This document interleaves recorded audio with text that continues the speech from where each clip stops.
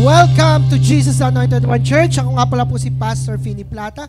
Sa mga hindi nakakakilala, ako po senior pastor o pinaka naglilingkod, senior servant dito sa lugar na ito kasi this church, hindi po tayo naniniwala in any kind of religion.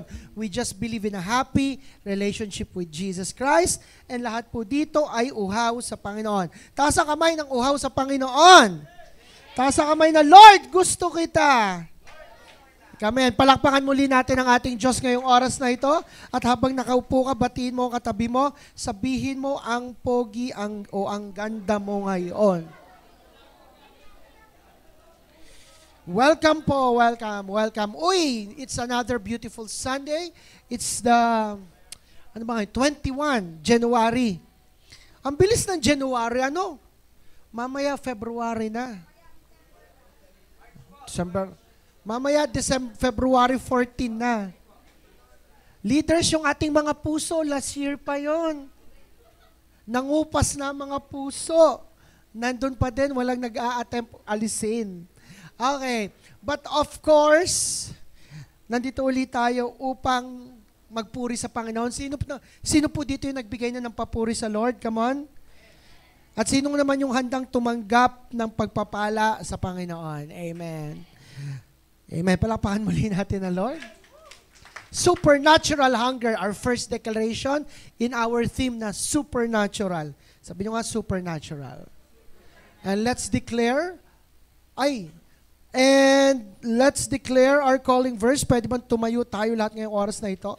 Luke 4:18 up to 19. 1, 2, 3, go. The Spirit of the Lord is upon me because He has anointed me to preach the gospel to the poor. He has sent me to heal the brokenhearted, to proclaim liberty to the captives,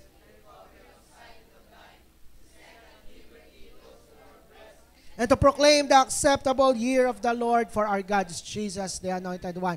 And let's declare our 10 culture. 1, 2, 3, go. I am a blessing. I am anointed. I am a deliverer. I am a good follower. I don't destroy, I build. I am not seasonal. I appreciate everyone and everything. I am part of something big. I am in partnership with Christ. And I am not extreme. And I am not a... Tingnan mo katabi mo, hindi ka marites. And bago tayo umupo, tanungin ko lang, merong bang sa kauna-una pagkakataon ay nakarating sa ating magkakabagong aircon na church? Pwede bang tumaas ang kamay? First time? Meron ba first time ngayon? Meron ba? Wala? Uy, first time. First time magmahal? Okay.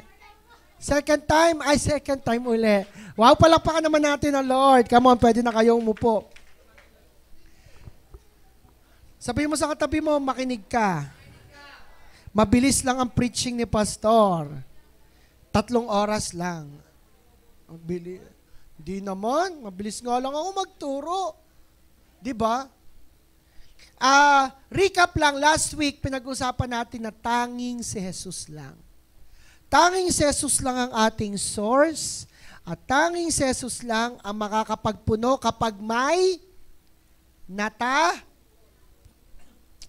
Tanging si Jesus lang makakapagpuno kapag may natapon. And next week, January 28, will be our anointing of oil. So, it's anointing of oil Sunday. Invite nyo po yung mga friends, yung mga life groups nyo. It is very important na bawat isa ay mapahira na langis to prepare us for what will happen this year, 2024. Okay, sino pa pong gustong maranasan makilala si Lord this year, 2024? Taas ang kamay, sabi, Lord, gusto pa kitang makilala. Yung Lord, yung gutom na gutom pa ako sa'yo. Lord, sige, ibang nararamdaman ko, I feel, pero Lord, I want you. Taas ang kamay. Amen. Sige, pwede na kayong bumaba. Alam niyo po, I want to share na isa po sa pinaka-hinahangaan ko yung pagka-gutom niya sa Lord ay si Bishop Art. You know, Bishop Art, kita nyo naman, ang daming blessing, ang ganda ng sasakyan, ang ganda ng bahay, ang laki ng mega church, ang daming followers, napunta lang sa iba't ibang bansa, magpo-post na pupunta sa Italy, sa Dubai. Kita natin yung mga pagpapala, nakikita natin. Pero we don't know na kasabay ng mga pagpapala ay marami ring battle siyang pinagdaanan. daming pagsubok. Sobrang persecuted si Bishop bago siya nakarating dito sa ating 25 years. Ang daming ibang pastors, body of Christ, na ang daming hindi magaganda sinasabi sa ating church. Naranasan niyang nakulong sa Hong Kong dahil nagpipreach, nag-share ng salita ng Diyos. Sino ditong gustong makulong dahil siya nag-share ng salita ng Diyos? Taas ang kamay. Okay, very good, Arthur. One time, meron siyang tour sa Europe, nakasakay sila sa tren, may shineran siya na ibang lahi, and then nakatulog sila, nagising na lang sila, nasa ibang bansa na, at sinabi, nasa ospital sa ibang bansa, at sinabi ng mga doktor, you are so blessed. Kasi merong lumason sa kanila na talagang makamamatay, pero hindi sila namatay. At hinayaan ng Lord na hindi mamatay sila dahil sila yung nagsashare ng Lord. Sino dito ang gustong malason dahil nagsashare ng salita ng Lord? Wala din. Pero kung makikita nyo, ang daming blessing ni Bishop. Pero bago siya nakarating doon, at hanggang ngayon naman, ang dami pa ring battles. Kasi iba yung desire na ma-share ng ating mahal na Bishop, si Jesus Christ. Ma-share ng ating mahal na Bishop ang inner healing and deliverance. And tatandaan natin, sa bawat battle ay may blessing. Ang title po ng i-share ko sa ating part 2 ng ating supernatural hunger ay Battles and Blessings. Battles and Blessings. Let's pray. Lord, salamat sa pagsubok, salamat sa blessing na pareho mong ibinibigay, hinahayaan sa salitang ito, mabuksan pa sa aming puso, sa aming living water, ang pagkauhaw sa iyo. Salamat po, mataas ka, makilala ka, at patuloy nyo kaming pagpalain sa bawat aspeto namin buhay. We honor you in Jesus' name. Amen. Palakpakan muli natin si Jesus. Sino po dito nagde-devotion araw-araw? Taas ang kamay. Sino nagbabasa ng Biblia araw-araw? Taas ang kamay. Sino dito nagbabasa ng Biblia once in a year? RJ? Grabe naman, pastor, kung mga panghusga ka. Sabi sa Bible, magbasa tayo ng kanyang salita, umaga at gabi. Sabi nyo nga, umaga at gabi. At may nabasa po kong isang devotional na ang buhay daw ng isang tao ay ganito. Battles and blessings. Battles and blessings. Battles and blessings. Battles and blessings. Battles and blessings. Battles and blessings. Battles and blessings. Battles and blessings. Ang buhay ng isang tao ay laging may battle at laging may... At pansin nyo, lahat tayo nakaranas ng battles. Pansin nyo, kapag tayo nasa gitna ng isang pagsubok, parang, Lord, tapusin mo na ang pagsubok na ito. Lord, matapos na. Lord, ibigay mo na ang solusyon. Gusto nating matapos. Hello? Amen. At kapag naman tayo nasa isang blessing, na ang sobrang galak natin, ang dami natin pera, ang saya-saya ang ligay natin, parang, Lord, patagalin mo pa. Lord, sana hindi na matapos tong nararanasan ko. Tama ba? Di ba pag battle, Lord, tapusin mo na. Pero pag blessing, Lord, extend mo pa. Di ba? Pero ang buhay daw natin ay parang battles and blessings. Hindi naman nawawala yon.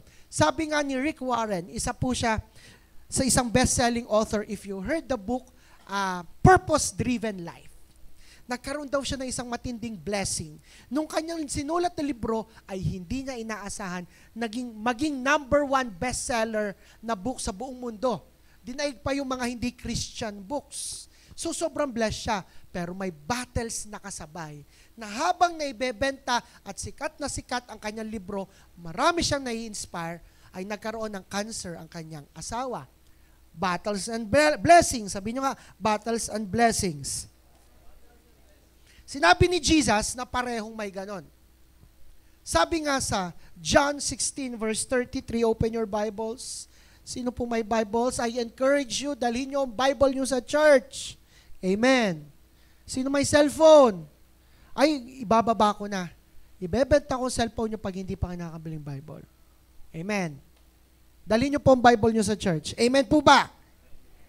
Sabi ni Jesus, John 16:33, I have told you all this so that you may have peace in me. Here on earth, you will have many Basahin natin. Here on earth, you will have many trials and sorrows, but take heart because you have overcome the world. Si Jesus mismo nagsabi, sa mundong ito maraming pagsubok at kalungkutan.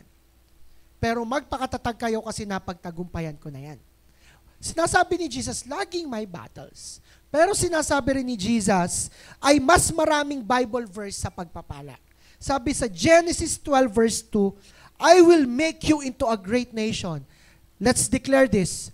I will bless you and make you famous and you will be a blessing to others. Pangako ni Jesus na ibe-bless ka niya. Kanino yon? At mas maraming verse sa Bible ang pagpapala. At naranasan din ni Jesus ang battles and blessings.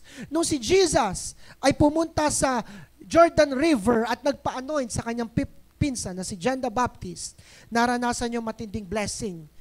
Naranasan niya na bumaba ang Holy Spirit at narinig ang boses ng Ama sa langit at sinabing, itong aking anak ng aking kalugod-lugod. Marami siyang blessing. Pero immediately, nagkaroon siya ng battle.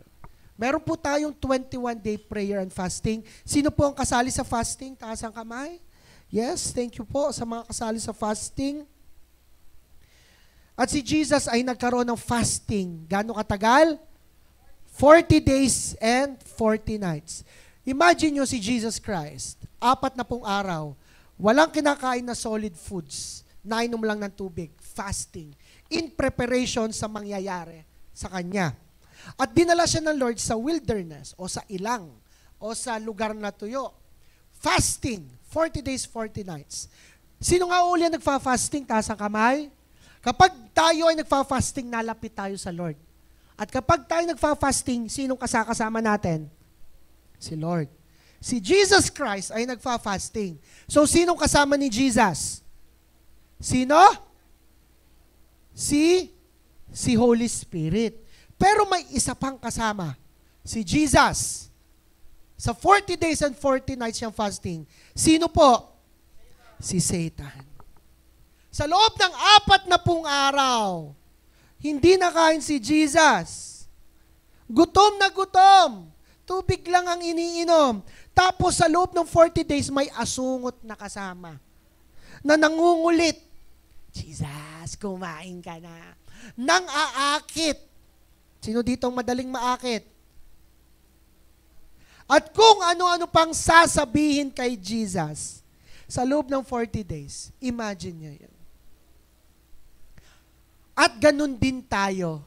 Hindi may iwasan na may sabihin ang kaaway sa buhay mo. Tingnan mo ang katabi mo, kung katabi mo ba si Satan. Hindi yan, sabihin mo hindi ka si Satan. Sino po dito ang BI? Taas ang kamay. Alam niyo yung BI? Bad influence. Di ba si Satan, bad influence kay Jesus? Yung kesa sa makatulong ka, sala pa ang pinapayo mo. Sino po ang BI? Amen. Yung lagi may salang binubulong, yung, pare, magkating na tayo. Oy! Sino dito yung BI? Yung magsasabi sa'yo, pare, Mars, mag-resign ka na. Uy, mali yun. Chinat ka, huy, takas ka. Takas ka sa inyo, ay hindi ka pinapalis ng inyong magulang. Sino dito yung BI gaya na ganito? Pupunta sa kapitbahay. Ay, ang kapitbahay naglalaba. Mars, pumarito ka. Bakit ako'y naglalaba? May bago akong chika. Marites. At sa mga BI, pre, tingnan mo pre, oh. Chicks, jowain mo na. Huwag kang mag-antay sa plano ni Lord. Walang ganun dito. Walang BI dito, di ba? Taas ang kamay ng, hindi po ako BI. Yan. Sabihin mo sa tabi mo, huwag kang BI. Sabihin mo doon sa iyong kaliwa, huwag kang bad influence. Sabihin mo sa iyong kanan, Satanas, lumayas ka sa akin. Ay, hindi pala, biro lang. Joke lang po yun. Yan. Imagine mo, nagfa-fasting ka, 40 days, 40 nights, nagpapakabanal ka. Gusto mong mas mabuhay ang spirit mo. Nagpapakalapit ka sa Lord, pero may BI. May bad influence na nabulong sa'yo. Pero, guys, sa loob ng 40 days and 40 nights, napagtagumpayan ni Jesus yon. Amen. At ibig sabihin, kung napagtagumpayan niya, kaya mo ring mapagtagumpayan. Sabihin mo nga sa sarili mo, handa ka na ba sa salita ng Diyos? Amen. Okay. Matthew 5. Open your Bibles, please. Picture this or i-highlight nyo to. Sabi doon, then Jesus. Sabihin nyo nga, then Jesus. Ibig sabihin, may blessing. Dahil na-baptize si Jesus. Pero immediately, pagkatapos ng blessing, merong battles. Then, Jesus was led by the Spirit into the wilderness to be tempted there by the devil. Dinala si Jesus sa dry na lugar, sa wilderness, para ano? Para pagpalain? Para lumakas? Hindi. Saan dinala si Jesus? Sa wilderness para tuksuhin. Minsan, hinahaya ka ng Lord at dalhin sa school mo, sa trabaho mo, para tuksuhin ka. Dadalhin ka ng Lord sa iyong bagong negosyo, para tuksuhin ka kung magiging tapat ka ba o hindi. Dadalhin ka, Lord, sa malaking pagpapalar para tuksuhin ka kung ibabalik mo ba ang 10% o hindi. Dadalhin ka ng Lord sa isang sitwasyon na may asawa ka pero aakitin ka pa sa ibang babae para tuksuhin ka o hindi. Amen po ba? Hello? Sabi doon, for 40 days and 40 nights, he fasted and became hungry. Sino ditong gutom? Taas ang kamay. Naalala ko lang fasting ako, huli kong kain kapoy 3:00. Tapos nag-basketball nung hapon, tapos fasting 6 to 6. Nakakain na ako 7:00. Record-breaking 16 hours hindi nakain. I'm so proud of myself. Tapikin mo ang sarili mo. 16 hours, mamaya maliit na ang tiyan ko, praise God. And sabi doon, during that time, the devil came and said to him, if you are the Son of God, tell these stones to become loaves of bread. Sinabi ni Satanas habang si Jesus ay nakaluhod, kung ikaw ay anak ng Diyos, yang mga bato gawin mong tinapay. Sabihin nyo nga, if. Ano ang katotohanan? Si Jesus ay Diyos o hindi? Ba, sino ditong nagdududa? Baka kayo'y ay, mali. Ano ang katotohanan? Si Jesus ay Diyos o hindi? Diyos si Jesus. Sinabi niya, before Moses, I am. Pag sinabing I am, it is alam ng mga Hudyo, pag sinabi mo na ikaw ay I am, ikaw ay Diyos. So sinabi ni Jesus, siya ay Diyos. Ano ang katotohanan? Anak ng Diyos si Jesus o hindi? Anak ng Diyos. Ano ang katotohanan? Kayang gawin lahat ni Jesus o hindi? Kaya o hindi? So yun ang katotohanan. Pero ano ang bungad ni Satanas kung ikaw ay anak ng Diyos? Kine-question agad ni Satanas ang mental health ni Jesus. Pinagdadoubt si Jesus at hindi tayo exempted doon. Sabihin, pati ikaw. Isa sa mga pagkakamali ko nung ako'y bata ay sinabi sa akin ng aking mga pinsan at kalaro, kami nga kaya naming umakyat doon sa tuktok ng mangga. Kung ikaw ay magaling, umakyat ka rin doon. Sabi ko, ay kaya ko din yan. Umakyat ako sa tuktok ng mangga at nung makikita ko na yung pinakamataas na sanga, ang naalala ko na lang 1 segundo na ako'y nabagsak. At nagising na lang ako sa aming supa. At galit na galit ang aking ama at aking mga tiyahay, pinapaypay ako. Ayun pala'y nahulog, naputol ang sanga, humanap ng iba. Yun ang naalala ko. Masakit. Kasi may nang-uto sa akin, kung ikaw ay magaling. Sino ditong nauto na? Sinong madaling mauto? Bata o matatanda? Taas ang kamay. Taas ang kamay na mas madaling mauto ang bata. Taas ang kamay na mas madaling mauto ang matanda. Ba't hindi kayo nataas ang kamay? Alam nyo madaling mauto? Hindi bata, hindi matanda. Yung katabi mo. Isang chat lang dyan, okay. Tanungin mo katabi mo, ikaw gae bata. Sabihin mo sa isang katabi mo, bakit ikaw nauuto?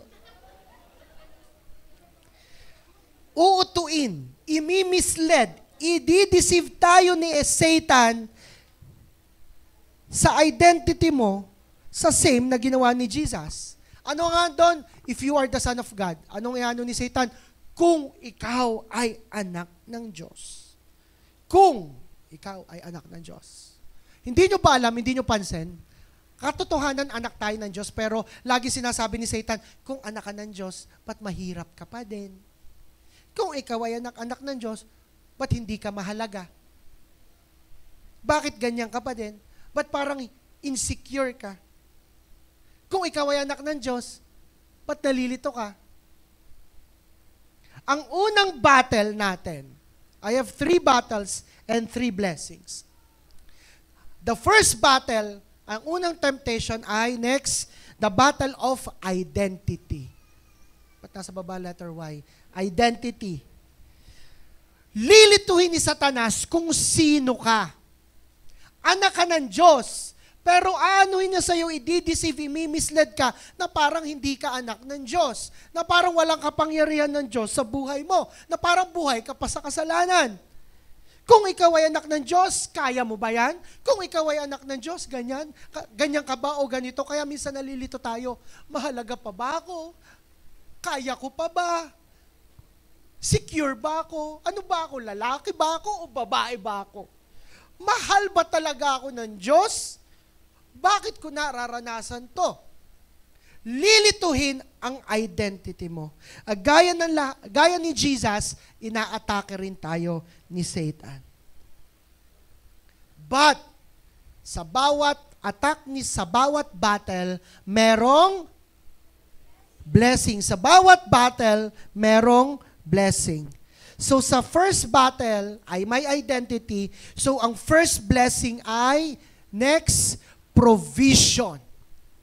Sa bawat battle mo, ng identity mo, may provision o ibibigay si Lord. Sino naniniwala doon? Amen. Mahina. Sino naninampalataya doon? Matthew 4 verse 4, sabi po dito sa Matthew 4 verse 4. Ito ang sagot ni Jesus. Pero sumagot si Jesus, sinabi sa Scripture, hindi lang sa tinapay na bubuhay ang tao, kundi sa bawat salitang nanggagaling sa bibig ng Diyos. Ano ang rebat ni Jesus? Ano ang balik ni Jesus? May provision na ibibigay. Sa bawat battle mo na mahal ba ako, secure ba ako, may future ba ako, hindi ko alam ang direction ko, may provision na ibibigay ang Diyos. May pagmamahal.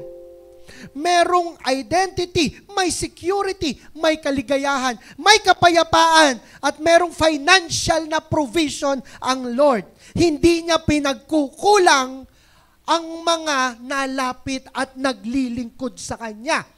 Amen. Alam ko, lahat tayo may battles, pero tandaan nyo, laging may provision si Lord sa bawat battles natin. Lagi siya nagpo-provide. If now, ramdam mo, bagsak na bagsak ka, ang dami mong laban, ang dami mong pagsubok, well, nandyan na ang provision ng Lord para sa buhay mo. Amen. Kanino yon? At kapag may battle, maging maligaya ka. Pag may battle ka ng mahal pa ba ako ng Lord, may mangyayari pa ba sa buhay namin, sa pamilya namin, magala ka. Kasi laging pag sa gitna o pagkatapos ng battle, laging may binibigay si Lord. Imposibleng wala. Amen. Amen po ba? Next nga, yan, may picture na ako. Yan ang aking napaka-cute na pamangkin. Na iba't iba mukha, nakamukha ko. You know our battles, I've been telling this for the past weeks. Siya po ay sa murang edad na 3 weeks old. 3 weeks. Inoperahan po siya sa kanyang atay. Sa kanyang kidney. Matinding battle. Na talagang hindi ko masabi ang hirap. But, Ulitin ko, sa bawat battle, natatanong namin, Lord, mahal mo ba kami? Ba't mo hinayaan ito sa pamangkin namin, sa mahal namin, napakabata? Sa bawat battle ay may blessing. At sa bawat battle ng identity, merong blessing ng provision. Alam nyo ba, habang or during nararanasan namin yan, alam nyo naman ang negosyo namin, mga bubog, mga pinto, meron pong isang malaking mga nagtatayo ng subdivision ang nag-close ng deal na sa bawat subdivision nila dito sa probinsya ng Batangas at sa gagawin pa susunod, sa amin na po ipakakabit ang mga bubog at bintana. Palapakan yun, Lord. So walang tigil kasi tuloy-tuloy na subdivision. At isa pa, ang SMDC. Ang SM, yung kanilang mga tawag doon, mga condo units sa Manila, sa Maymoa. Kinuha po ang kapatid ko lang isa sa mga exclusive na mag-i-interior decor ng bawat condo na gagawin. So tuloy-tuloy ang provision. Amen. Palapakan nyo naman ang Lord. Kaya po, sa bawat battle, may provision. At hindi imposibleng ginawa yun sa amin, hindi din imposibleng gawin nyo yun sa inyo. At kailanman hindi pababayaan ng Lord ang mga naglilingkod sa Kanya. Palakpakan mo naman siya. Hindi ka pababayaan ng Lord dahil naglilingkod ka sa Kanya. Sabihin mo sa katabi mo, naglilingkod ka kasi. Sabihin mo sa isa mong katabi, magiging A-group leader ka na din. Naglilingkod ka, kaya pagpapalain ka ni Lord, imposibleng hindi. Amen po ba? Kaya mo yan. Sinabi ni Jesus, hindi lang sa tinapay nabubuhay ang tao, kundi sa salita ng Diyos. And then, hindi ko alam kung ikailang araw, verse 4, verse 5 to 6, next nga. Then the devil took him to the holy city, Jerusalem, to the highest point of the temple, and said, if you are the Son of God, jump off. Huwag niyo muna pakalman. If you are the Son of God, jump off. For the scriptures say, He will order the angels to protect you and they will hold you up with their hands so you won't even hurt your foot on a stone. Dinalas ni Satan si Jesus sa pinakamataas sa bundok, sa pinakamataas sa part ng Jerusalem. Mataas yun, mga 10 floor. At sinabi, kung anak ka ng Diyos, tumalon ka nga. Dahil sabi dito, sa salita ng Diyos, utusan ng mga anghel, hindi nyo pansin, may napansin lang ako. Sino po dito nagde-devotion araw-araw, taas ang kamay? Nagbabasa ng Bible. Pansin nyo, alam ni Satan ang Bible. Di ba sabi ni Satan, sabi sa Bible, di ba, utusan mo ang mga anghel. Baka mas saulo pa ni Satan ang Bible kumpara sa'yo. Tingnan mo ang katabi mo. Opo, mag-ingat ka. Sabi mo sa katabi mo, mag-ingat ka. So the second battle na napagtagumpayan ni Jesus is, next, the battle of suicide. Di ba sa daming pagsubok na nararanasan ng tao, di maiwasang pumasok sa isip ng tao yan. Ano kaya? Mawala na lang kaya ako sa mundong ito. Pero ito this mental battle, not necessarily magpakamatay. This is a form na parang ganito. Ano kaya't wala ako sa mundong ito? Ano kaya't hindi ako nabuhay sa mundong ito? Puro na lang away, puro na lang kalungkutan ang nararamdaman ko. O kaya sa sobrang sakit na nararamdaman mo, gusto mong saktan ang sarili mo physical. Like, ewan ko, ang tendency ng mga sobrang mabibigat ang dalahin, mental battle, emotional battle, ay saktan ang kanilang sarili, pitpitin, ipitin ang kamay, o kaya maglaslas. That is a battle na pinapakita ni Satan kay Jesus. Kung Diyos ka, kung makapangyarihan ka, saktan mo nga ang sarili mo. But ulitin ko, sa bawat battle ay may blessing. Sa battle ng suicide, may blessing na proven and secured. Na kapag nasa Diyos ka, subok na, sigurado pa. Alam niyo yung mga patalas-talas na, subok na, sigurado pa. Kay Jesus, ikaw ay subok na, sigurado pa. Sabihin niyo nga, subok na, sigurado pa. O, gawin nga natin, thumbs up. Sabihin niyo nga, subok na, sigurado pa.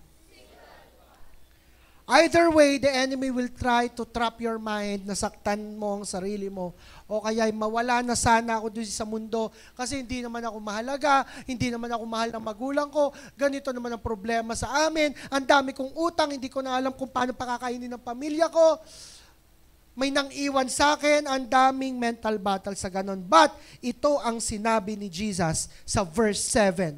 Sumagot si Jesus, sinasabi din sa scripture, huwag mong susubukin ang Panginoon mong Diyos. Kasi subok na ang Diyos. Huwag nating susubukan kasi proven, tested, and secured. Yang sinabi ni Jesus na huwag mo susubukan ang Panginoong Diyos, maraming ibig sabihin yan. Maraming meaning yan. Parang sinasabi ni Jesus, sa buhay mo ngayon, akong bahala sa'yo. Huwag kang mag-alala. Pansamantala lang yan. Subok ako. Proven ako. 5 taon na, maghintay ka lang, may maganda sa dulo. 10 taon na, okay lang yan, may matututunan ka. Ako ang bahala sa pamilya mo. May plano ako sa'yo. Parang yan yung meaning ng verse 7. Huwag mong susubukin ang Panginoon mong Diyos. Kung pinagpala yung nakikita nyo sa Facebook, kung pinagaling yung nakikita nyo sa social media, kayang-kaya rin yung gawin ng Diyos sa buhay nyo. Amen po ba? Meron ako na counsel. Siya'y babae na matindi ang depression, struggle sa mental health. Na minsan, pag nagkakaroon siya ng episode, talagang nang babato siya ng gamit. At yung kanyang asawa at kanyang mga anak, natatakot na at yung asawa niya hindi na alam ang gagawin. At naiyak siya sa harap ko. Pastor, hindi naman ako naiintindihan. Sinasabi nila, dapat hindi ka malungkot, dapat ganyan. Ay, itong nararamdaman ko. Oo nga, sabi ko ganyan nga. Pero tandaan mo, subok ang Panginoon sa buhay mo. At gusto niya laging, para mawala ba yung sakit dito, gusto niyang ilipat ang sakit dito. Na kapag daw nakakaramdam siya ng mabigat na dito, gusto niyang kumuha ng blade at ilipat physical yung sakit. Alam mo yung ginawa niya? Hindi ko ina-encourage to, pero approve naman ako sa pagtatato. Pero hindi ko ina-encourage. Nagpatato siya dito tiwala siya dito na parang subok ang Diyos. Para may tiwala ako sa Diyos. Na every time daw ang bigat na nararamdaman niya at gusto niya saktan na sarili niya, makikita niya na may nakasulat sa kanyang ganito na mahal ako ng Diyos, secured ako sa Diyos, mga positive things. You know, hindi maiwasan anumang edad natin, bata pa kayo, matanda na kayo, ng talagang anxiety. But, si Jesus, inatake din siya ng battle. Ng mental battle na tumalon ka nga, saktan mo nga ang sarili mo. But God is saying, subok ako. Akong bahala sa'yo. Kung naniniwala ka na subok ang Diyos at proven ang Diyos, palakpakan mo siya ngayong oras na ito. I don't know kung anong pinagdadaanan mo, pero sasabihin ko lang sa'yo, subok na subok ang Diyos. At ang huling temptation ay nakasulat sa verse 8. Pabukas nga, sabi dito, next, the devil took him to the peak of a very high mountain. So dinala si Jesus sa Mount Everest and showed him all the kingdoms of the world and their glory. Pinakita ni Satan kay Jesus, yan ang Las Vegas, yan ang Switzerland, yan ang Tokyo, Japan. At sinabi ni Satan, verse 9, I will give it all to you, he said, if you will kneel down and worship me. Sinabi ni Satan kay Jesus, ibibigay ko sa iyo lahat. Sambahin mo lamang ako. Grabe ang temptation na ito, promise. Dito maraming nakagat talaga. Dito maraming hindi nakakaligtas. Yung itetempt tayo ni Satanas, ibibigay ko sa iyo lahat. Talikuran mo lang si Lord. Marami nang nabitag doon. Bibigyan kita ng pera. Gumawa ka lang ng sala. Ipopromote kita sa trabaho. Palalakihin ko lang ang iyong negosyo. Mandaya ka lang ng ibang tao. Ang daming nakakagat na bitag, nakakagat sa bitag na ito, na ibibigay ko sa iyo ang lahat. Sambahin mo lamang si Satanas. Gumawa ka lang ng pinagagawa ni Satanas. Sisikat ka sa mga kaibigan at kaklase mo. Makisabay ka lamang sa mga bastos na imika nila. Gagaling ka sa kung anumang kinasasalihan mo. Sports, mag-ensayo ka lang kahit Sunday. Bibigyan kita ng bagong bebe, huwag ka lang mag-church. Buti na lang, walang ganun dito. Ano? Buti na lang. Gayahin nyo si Kwatog. Huwag na pala. So the third battle is this. Yung pagmamahal mo sa Diyos. Susubukin ni Satanas kung mahal mo talaga ang Diyos. Susubukin ka talaga ng kaaway sa iyong faith, sa loyalty mo, at sa pagmamahal mo sa Diyos. Marami pang pagsubok ang hahayaan na ibato sa atin ng kaaway. Hahayaan ng Diyos na subukin ka ng loyalty mo sa Kanya.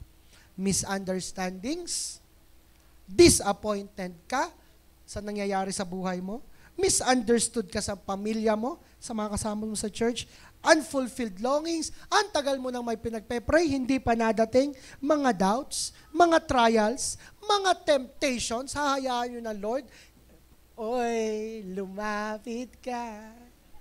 Mag-subscribe ka sa Viva Max. Satanic attacks. Recently, ito yung battles natin. At ang blessing din ay pagsubok. Kung mamahalin mo pa si Lord. Blessed ka pero pressured ka. Ang dami mong pera pero pressured ka. Masaya ang pamilya. Ang dami mong pera pero masaya ka sa school pero hindi masaya sa pamilya. May suffering, may kalungkutan, may tragedy, at may persecution. Ang saya-saya mo sa church pero pinapersecute ka ng mga tao na kapalibot sa'yo. Huwag ka na dyan. Dito ka na lamang sa relihiyong ito. Persecuted. Pero remember, sa bawat battle ay merong, tingnan mo katabi mo, sabihin mo, inaanto ka na ba? Ulitin ko, sa bawat battle ay merong, kung ang battle ay ang your love for God, ang blessing ay God's love for you. Na sa bawat battle mo na, Lord, hindi kita kayang mahalin, ang blessing ay ang pagmamahal ng Diyos sa iyo ay perpekto, ay hindi nagmamaliw. Sabi sa John 3:16, gayon na lamang ang pagmamahal ng Diyos sa iyo. Sobra dahil binigay niyang kaisa-isa niyang anak. Sabi nga niya sa Hebrews 13 verse 5, hindi kita iiwan, di kita pababayaan. At ito ang rebat ni Jesus kay Satan. Matthew sa verse 10, get out of here, Satan. Jesus told him, for the scriptures say, you must worship the Lord your God and serve Him only. Sa Tagalog, lumayas ka, Satanas. Sabi sa scripture, ang Panginoon mo Diyos ang sasambahin mo lamang. Wala nang iba. Mag-sing-along nga tayo. Alam niyo ba yung kanta, yung utos sa atin ng Lord? Yung ibigin ka, O Diyos. Yung ibigin ka. Sabayan niyo ako. Sabayan natin, 1, 2, 3, go. Ibigin ka, O Diyos, ng... Marami ka pang labahin, huwag ka muna mag-church. Ibigin ka, O Diyos. Buong 10% lang sa Lord, 90% sa bebe mo. Sip at kaluluwa, habang may hininga, paglingkod. Huwag ka nang maglingkod. Huwag kang magpuri sa Lord, di ko feel yung worship leader. Di ba? Paglingkuran. Ayoko na maglingkod, ayoko na mag-invite. Iba-iba naman ang ugali ng mga tao sa church. Natural! Iba-ibang ugali natin. Di ka? Ako mabait. Si Kwatog, lover boy. Si Anthony, heartbroken. Si Wally, pogi. Si Pastor Aldrin, happy. Yeah. Pastor Rocky, maganda. Si Cedric, lover boys. Si RV, pretty. Iba-ibang ugali natin, natural yun. Si Kat pa din. Oh. Ibang ugali ng Kat na nandito, na nasa likod. Ang church ay hindi museo ng mga pabanalan. Ito po ay ospital ng mga broken kagaya natin. Amen. Kaya natural, iba-ibang ugali natin. Kaya nga magsama ka pa ng iba't ibang ugali dito. Pero aminin natin, walang perpektong makakagawa ng buong isip at kaluluwa habang may hininga. Wala. Ibigin ka, O Diyos, buong puso at lakas. Imposible. Hindi imposible. Mahirap. At halos walang makakagawa. At gagamitin yung mundo para masira ka sa Lord. Nagkasala. Mararamdaman mo dahil nagkasala ka, nagkulang ka, marami kang hidden sin, nagkamali ka, yung kasalanan na hindi ka pa makamove on, nararamdaman mong guilt at shame, may battle. Lord, hindi ko magawang mahalin ka. Parang kulang ako. Hindi ako okay. May problema, may sitwasyon, may bayarin, may magulong anak, may kakaibang asawa. Buti na lang wala akong ganun. May ganito, may ganyan. Hindi kita mamahal. Ang hirap mong mahalin. Pero alam nyo, kahit hirap na hirap ka mahalin ng Diyos, hindi nagbabago ang pagmamahal ng Diyos sa iyo. Sa bawat ganon, may supernatural blessing at ayun ang supernatural love ng Lord sa iyo. Na kahit ano nang mangyari, mahal na mahal ka ng Diyos. Kahit hindi ka ganun katapat, mahal na mahal ka ng Diyos at hindi ka iiwan ni pababayaan. Palakpakan mo naman ang Diyos. Buong banda, please, worship team, can you come to the front? And either way, hindi tayo sasamba sa mundo. Sabi ng Diyos, ibigin siya, buong puso at lakas. Pero hindi tayo sasamba sa mundo. Hindi tayo sasamba sa isang peking Diyos.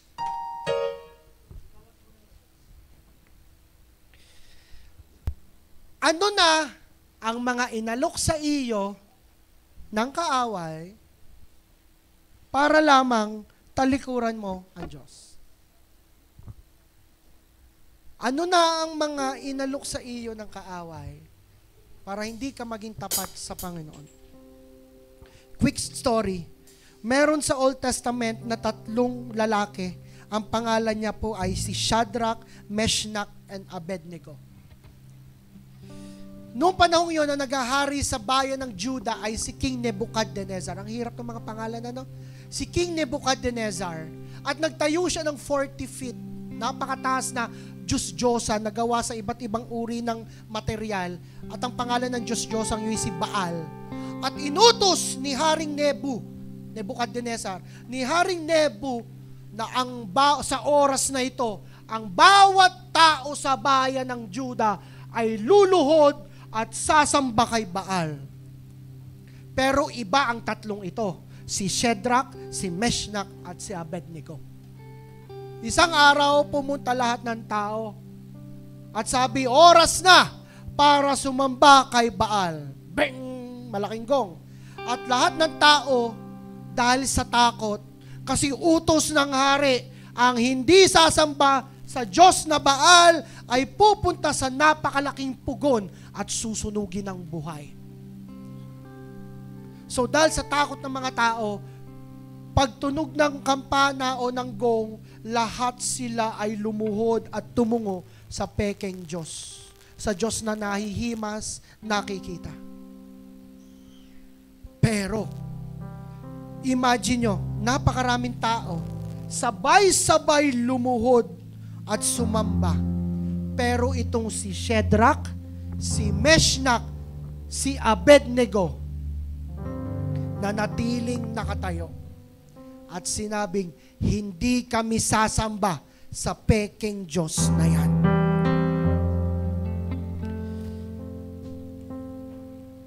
Inalo ka ba ng mundo na sambahin mo ang mundo at sambahin mo ang pekeng Diyos at hindi ka mapapahamak? Inalo ka ba ng pekeng kaligayahan para ipagpalit mo ang Lord? Inalo ka ba ng pag-ibig, ng pera, ng kasikatan, sa laro para lang iwan mo ang pagsamba sa Kanya? Inalo ka ba ng mga bagay na hindi alam mong hindi naman para lamang pagpalit mo ang Diyos? Pero itong tatlong ito hindi. Naiwang nakatayo habang lumuhod ang buong bayan. So sinabi ni Haring Nebuchadnezzar, galit na galit, yung tatlong yun, huliin at ipakita ang halimbawa sa harap ng mga ito, sunugin ang buhay. Dinala ng mga kawal, si Shadrach, Meshach, Abednego. Pinainit ang pugon sa loob ng malaking pugon, sobrang nag-aapoy. At sabi ng hari, malamig pa yan, sobrang pag-initin nyo, naglagabalab pa. At nung dinadala ng mga kawal, yung tatlo pumasok ka dyan. Yung mga kawal ay nasunog habang nasa labas pa sa sobrang init. Itinapon si Shadrach, itinapon si Meshach, at itinapon si Abednego sa loob ng pugon.